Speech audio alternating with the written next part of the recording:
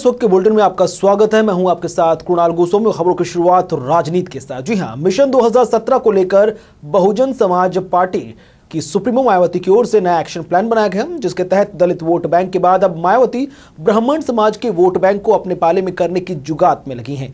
ब्राह्मण समाज को अपने पक्ष में करने के लिए मायावती ने इसकी जिम्मेदारी अपने खास नेता सतीश मिश्र को दी। क्या है मायावती का ब्राह्मण वोट बैंक का प्लान, देखिए खास रिपोर्ट।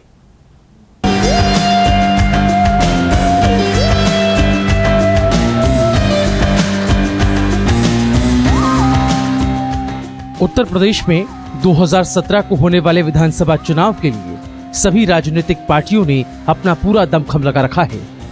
तो वहीं बहुजन समाज पार्टी से जिस तरह नेता बाहर निकल रहे हैं और अन्य पार्टियों में अपनी जगह की तलाश कर रहे हैं, उससे पार्टी कमजोर होती दिखाई दे रही है। ऐसे में पार्टी सुप्रीमो मायावती को उन कंधों की तलाश है जिससे वो यूपी के चुनावी मैदान में अपने पाले में जीत दर्ज करवा सकें।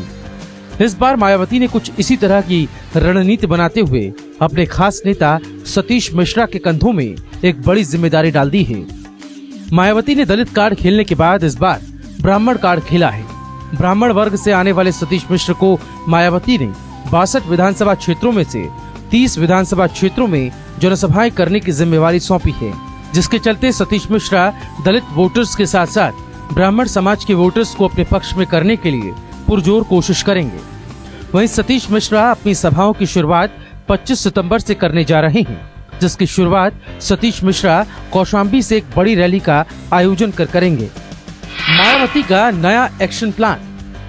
ब्राह्मण समाज को जोड़ने का जिम्मा सतीश मिश्रा, ग्रामवीर उपाध्याय, सुबोध पराशर को सौंपा गया है, तो मुस्लिम समाज की जिम्मेदारी नसीमुद्दीन के कंधों पर होगी। वहीं ठाकुर समाज को जोड़ने का दायित्व जयवीर सिंह को सौंपा है और सर्व समाज के वरिष्ठ नेताओं से अपने समाज के बीच रहने को कहा गया है। मिशन 2017 फतेह के लिए बीएसपी सुप्रीमो मायावती ने नया माइक्रो प्लान तैयार किया है, जिसके तहत वरिष्ठ नेताओं को अपने समाज को जोड़ने का जिम्मा सौंपा गया है।